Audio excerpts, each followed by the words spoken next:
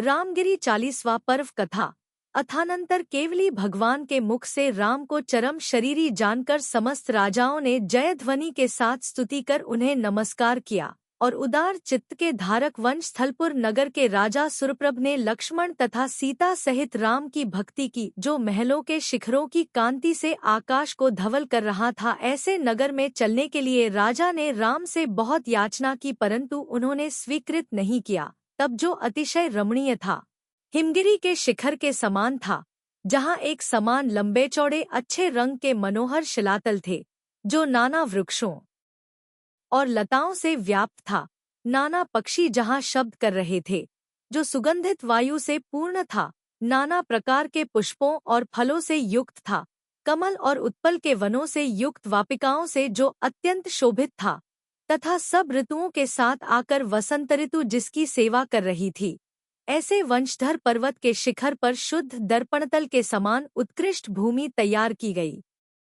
उस भूमि पर 5 वर्ण की धूलि से अनेक चित्राम बनाए गए थे। अनेक प्रकार के भावों से रमणीय चेष्टाओं को धारण करने वाली स्त्रियों ने वहां उसी पंचवर्ण की पराग से कुंद, अतिमुक्तकलता, मौलश्री, कमल, जूही, मालती, नागकेशर और सुंदर पल्लवों से युक्त अशोक वृक्ष तथा इनके सिवाय सुंदर कांति और सुगंधि को धारण करने वाले बहुत से अन्य वृक्ष बनाए। चतुर उत्तम चेष्टाओं के धारक, मंगलमय वार्तालाप में तत्पर और स्वामी भक्ति में निपुण मनुष्यों ने बड़ी तैयारी के साथ नाना चित्रों को धारण करने वाले बादली रंग के वस्त्र फैलाए। सैकड़ों सघन पताकाएं फहराई। छोटी छोटी घंटियों से युक्त सैकड़ों मोतियों की मालाएं, चित्र विचित्र चमर, मणिमय फानूस, दर्पण तथा जिन पर सूर्य को किरणें प्रकाशमान हो रही थी, ऐसे अनेक छोटे छोटे गोले, ये सब ऊंचे ऊंचे तोरणों तथा ध्वजाओं में लगाए। पृथ्वी पर जहांतहाँ विधिपूर्वक पूर्ण कलश रखे गए थे, जो कमलिनी के वन में बैठे हुए हंसों के समान सुशोभित हो रहे थे।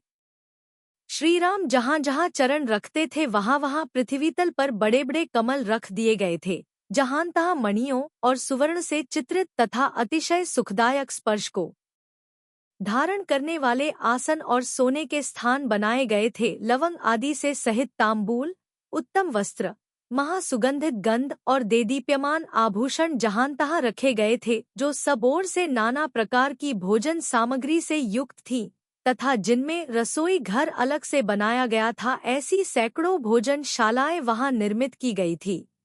वहां की भूमि कहीं गुड़, घी और दही से पंकिल, कीट से युक्त होकर सुशोभित हो रही थी, तो कहीं कर्तव्य पालन करने में तत्पर आदर से युक्त मनुष्यों से सहित थी। कहीं मधुर आहार से तृप्त हुए पथिक अपनी इच्छा से बैठे थे, तो कहीं निश्चिंतता के साथ गोष्ठी बनाकर एक दूसरे को प्रसन्न कर रहे थे। कहीं से हरे को धारण करने वाला और मदिरा के नशा में झूमते हुए नेत्रों से युक्त मनुष्य दिखाई देता था, तो कहीं मौलश्री की सुगंधि को धारण करने वाली नशा से भरी स्त्री दृष्टिगत होती थी।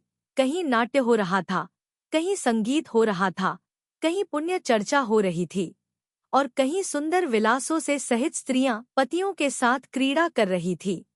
कहीं मुस्कुराते तथा लीला से सहित विट पुरुष जिन्हें धक्का दे रहे थे।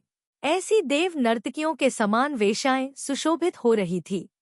इस प्रकार सीता सहित रामलक्ष्मण के जो क्रीड़ास्थल बनाए गए थे, उनका वर्णन करने के लिए कौन मनुष्य समर्थ है, जिनके शरीर नाना प्रकार के आभूषणों से सहित थे, जो उत्तमोत्तम मालाएं और वस्त्र धारण करते थे, जो इच्छानुसार क्रीड़ा करते थे और अखंड सौभाग्य को धारण करने वाली तथा पाप के समागम से रहित सीता वहां शास्त्र निरूपित चेष्टाओं से उज्ज्वल क्रीड़ा करती थी।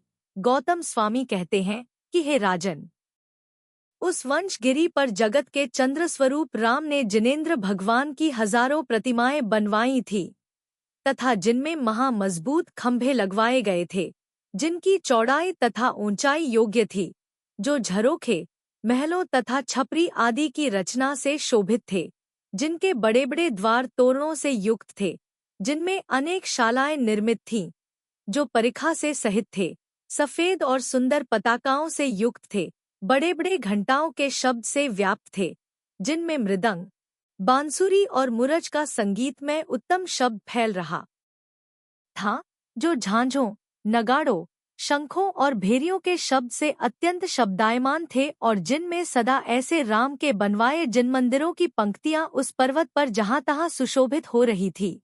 उन मंदिरों में सब लोगों के द्वारा नमस्कृत तथा सब प्रकार के लक्षणों से युक्त पंचवर्ण को जित प्रतिमाएं सुशोभित थी।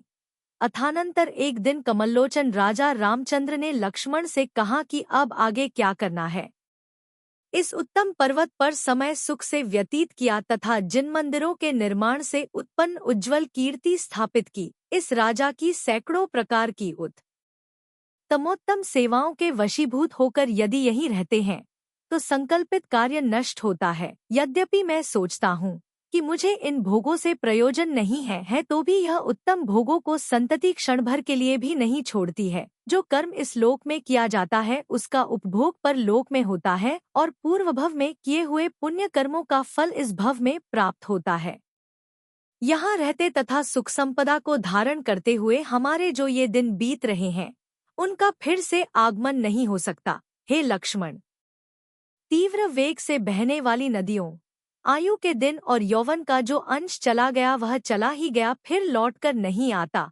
कर्णरवा नदी के उस पार रोमांच उत्पन्न करने वाला तथा भूमि गोचरियों का जहां पहुंचना कठिन है ऐसा दंडकवन सुना जाता है।